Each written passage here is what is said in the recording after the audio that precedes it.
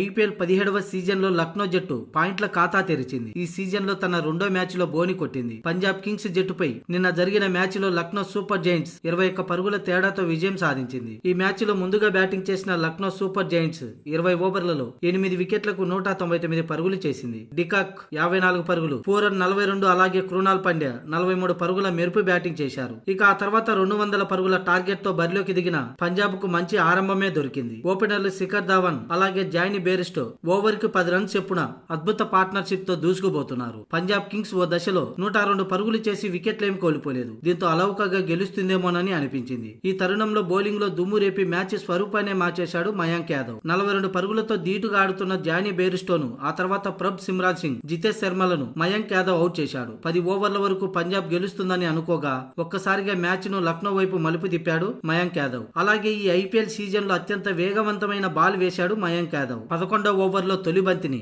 గంటకు 155.8 కిలోమీటర్ల వేగంతో బంతిని సంధించాడు. దీంతో ఈ సీజన్ లో ఫాస్టెస్ట్ బాల్ నమోదు చేశాడు. అంతేకాకుండా ఈ మ్యాచ్ లో ఏకంగా 18 బంతులను 145 కిలోమీటర్ల కంటే ఎక్కువ వేగంతో సంధించాడు మయాంక్ యాదవ్. ఈ 21 ఏళ్ల మయాంక్ యాదవ్ ఢిల్లీలో జన్మించాడు. దేశవాళీ క్రికెట్ లో ఢిల్లీ జట్టుకు మయాంక్ యాదవ్ ప్రాతినిధ్యం వహిస్తున్నాడు. ఢిల్లీ తరపున 3 ఫార్మాట్లలో మయాంక్ యాదవ్ అరంగేట్రం చేశాడు. గత ఏడాది జరిగిన దేవదార ట్రోఫీలో నార్త్ జోన్ కు ప్రాతినిధ్యం వహించిన మయాంక్ అద్భుతమైన బౌలింగ్ ప్రదర్శన కనబర్చాడు. కేవలం 5 మ్యాచ్ల్లోనే 12 వికెట్లు పడగొట్టాడు. 2022లో జరిగిన ఐపీఎల్ మెగా వేలంలో 20 లక్షలకు కనీస ధరకు మయాంక్ ను లక్నో కొనుగోలు చేసింది. కానీ గాయం కారణంగా ఐపీఎల్ 2023 సీజన్ కు దూరం అయ్యాడు. అయితే ఐపీఎల్ 2024 మినీ వేలంలో అతడిని లక్నో మళ్లీ సొంతం చేసుకుంది. ఈ క్రమంలో తన అరంగేట్ర మ్యాచ్ లోనే 3 కీలక వికెట్లు పడగొట్టి సత్తా చాటాడు. దీంతో ఈ సీజన్ లో లక్నో తొలి గెలుపుకు కారకుడయ్యాడు.